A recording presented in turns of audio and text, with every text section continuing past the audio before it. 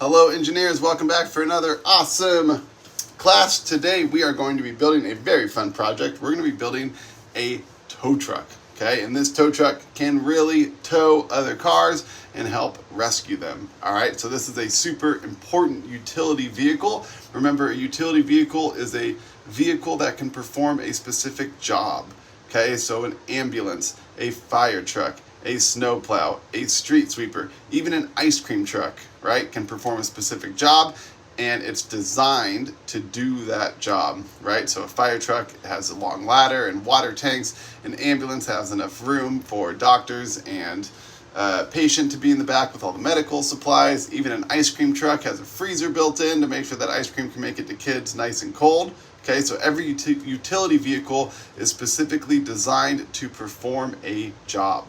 Okay, now today's utility vehicle is going to be a tow truck to help rescue our friend Jack because his car broke down on the way to school. Okay, and Jill needs to build a tow truck to help rescue him and get him to school on time. All right, I think we can do it, so let's get started. Now, for Jack's car, okay, we're not going to use this big long red brick because I want to make sure we have enough of these for the tow truck. So what we're going to do is we're going to take two of our rectangles with holes. We're going to put them together like that. We're going to turn them into one longer piece by putting any color rectangle on top like that. And then to make sure we have enough rubber wheels for the tow truck, instead we're going to use either red gears as our wheels or our blue crown gears, okay? So for this example, I'm going to use our blue crown gears, and I'm going to attach them using our gray axle, just like that. There we go. Okay, and as you can tell, Jack's car has a big problem, right? There is no front axle or wheels. They broke off on the way to school, okay? So his car does not roll very well, okay? And he needs help. Now, I like to ask the students at this point if any of them have ever been in the car when something broke and their parents had to call a tow truck. Usually at least one of the kids has. And I like to ask them, were you thankful that that tow truck was strong enough to be able to pick up your parents' car and able to take it to a repair shop so that it could get fixed? And they always are, and they usually have some pretty funny stories for why their parents' car broke down. So I like to make a real-life connection with them right at the start. Now, Jack's car is broken down, so Jill needs to get to work building her tow truck. Okay, now I've pre-built some of these real rubber wheels right here. I always like to remind the students that these wheels are made of rubber, just like the wheels on their parents' car. Okay, so I pre-built these wheels. You can do that beforehand if your students are younger, but it's not necessary. But it can be a little bit tricky for younger students to do this part. We're always going to make sure that our wheels, this is how they should look once they are, the hubcaps, excuse me, these are the hubcaps that go inside of the wheels. This is how the hubcaps are going to look. So we make sure that we put it with the knob sticking out, that goes in to the rubber wheel, right like that. And then this side, the flat end is going to go inside there, and we're going to make sure that the holes line up. There we go. So this is what it should look like. And then we can take our gray axle, slide it through this wheel, put it right through there, and then slide the other wheel on top like that. Then we always like to tell the students to make sure that there's a little bit of room. If your wheels are too tight, they're not going to spin very good, okay? So we want to make sure that there's a little bit of wiggle room so that they can spin and it can drive nice and easily. Now, on the back end, I always like to put this curved piece as well in the front so we know what side's the front and what side's the back. The reason we have curved pieces in the front of cars and trucks, okay, and a lot of them aren't squares like this in the front, is that it helps make it aerodynamic. Okay, I will talk more about that another lesson, but if you want to go in about aerodynamic and how it helps it go faster and save gas, then absolutely do that. On the back, we're not going to put our axle through the very last hole. We want a little bit more room for our towing feature right there, so we're going to put it through the second to last hole. We're going to slide that wheel on there. And we're going to slide this wheel on here. We're going to do the same thing and make sure it's got room to spin. And the base of our tow truck is looking good. Okay? We're going to put Jill right in there on the driver's seat. There we go. Okay. Now for the towing part of our tow truck.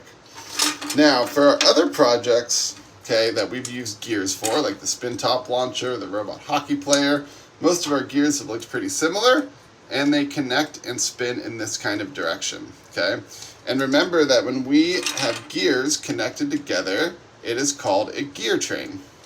And the cool thing about most gear trains is that if you spin any gear on the gear train, it will automatically activate the rest of them. Okay, I spin this one, it spins all three. I spin this one, it spins all three. I spin this one, it spins all three. Okay, but the type of gear we're going to use today, not only does it look very different, but it also works very differently than these types of gears. And remember that the grooves on the outside of the gear, these ones right here, I like to ask students what those are called if we've been over it before, and those are called teeth. Okay, now the gear we're going to be using today, okay, looks like this. It looks very, very different, and it works very differently than the other ones. This gear is called a worm gear, okay, and that is the real engineering term for them. If you were in a room of engineers building a real car, one of the engineers would say, well, where are we going to put the worm gear, okay, which I think sounds pretty funny, and the kids usually do too. Now, people aren't exactly sure why it's called a worm gear. I think it's called a worm gear because this, to me, kind of looks like a worm crawling on a stick or a log. Okay, these little grooves right here. So that's what I like to call it, a worm gear. I like to have the students make a guess why they think it might be called the worm gear, because you always get some funny answers and some pretty good answers, usually too. Now this worm gear is designed to go right into this piece right here. And then up here, we put our red gear. Now, I'm going to slide our green axle through this hole, and another green axle through this hole right here.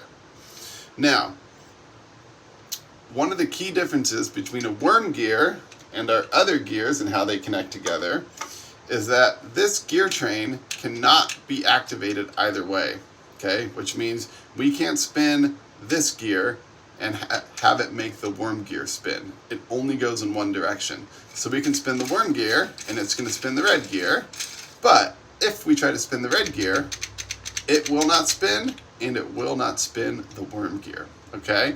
Our little worm on the stick, it fits perfectly in between the teeth of our red gear, okay? And the students love to watch that up close because it almost looks like magic, okay? But when we try to spin the red gear, okay, it does not have the freedom of movement to spin the worm gear. Now, it's really important for our tow truck, okay, as we're going to see a little bit later, that this red gear is locked in place unless we spin the worm gear. It's a really good feature of the worm gear, and it's really important in projects like a tow truck. Now, at this point, I'd like to talk to the students about trade-offs in engineering, okay, and how you can make a car that's really, really strong, but it's also going to be really, really heavy, and that means it's going to go slower, okay? Or you can build an airplane that's really, really strong and really, really big and can carry lots of people, but it's not going to be as fast, right? So engineering is all about trade-offs. Or you can build a fighter jet that can go really, really fast, but it's only able to fit 2 people in it. Now the trade-off for our worm gear, okay, is that the bonus is that it locks the red gear in place, which actually helps keep it safer, which we'll see in just a second with our tow truck. But the downside is that it spins slower, okay?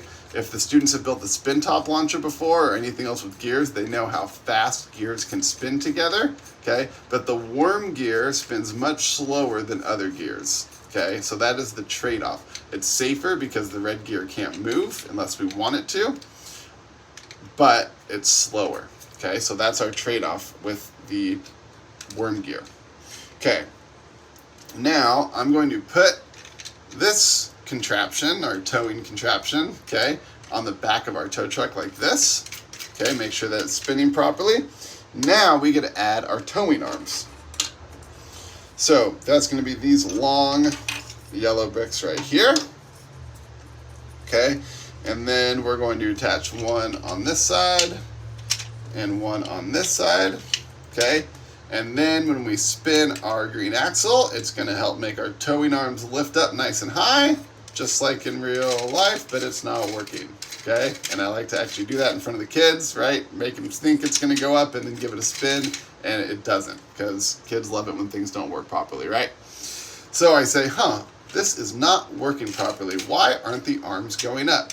And then I look and I say, okay, well, there is enough room with this green axle that the green axle can spin, but it doesn't lift up the yellow arm with it. The yellow arm can stay still even while the green axle's spinning, okay? But we need these arms to be up high to be able to tow cars, right?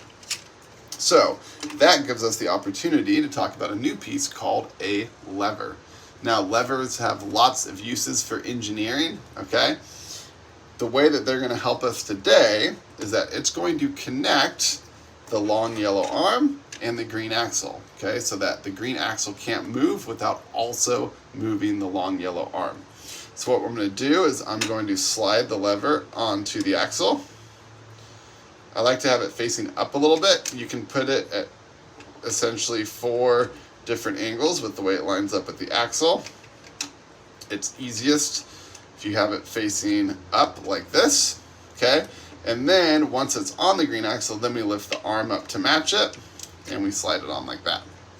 Then I'm going to lift this arm up so that it's matching the same height as this one. And then I'm going to slide the lever on like that. Okay, now we're just going to push the axle in. There we go. Going to put Jill back on here. Okay, now we're going to give it a spin and see if our arms spin with the green axle. Beautiful, it does. Okay, so our levers did the job. Now at this point, I like to really count with the students just how many pieces we have connected together here, okay? So I like to say, okay, we have our green axle, that's 1. We spin that and it spins the worm gear, that's 2. We spin the worm gear, it spins the red gear, that's 3. We spin the red gear, it spins the green axle, that's 4. We spin the green axle, that spins the lever, that's 5. The lever rotates and that's connected to the arm, that's 6. So we have 6 engineering pieces that are all connected together and moving in sync when we spin this one axle, okay? Now, we want to add our towing hook. So we're going to take this piece right here. We are going to slide our gray axle onto it like that, okay? Now, at this point, these pieces are moving around. That is not very sturdy, right? Especially if you're lifting up a car. We want to make sure that there's no sliding pieces like that because you would not want one of those arms to fall off, okay? So if we want to lock these pieces in place, we use our lock piece, right? So I'm going to slide one on this side. I'm going to slide one on this side. There we go. Okay, and then our towing hook, right like here, is very cool because it can attach onto any brick, just like that. All right, so we lower our arms down. We want to attach the hook. We lift them up when we're ready to tow, so get that front part of the car off the ground. And bada bing, bada boom, Jill is ready to rescue Jack and get him to school on time, okay?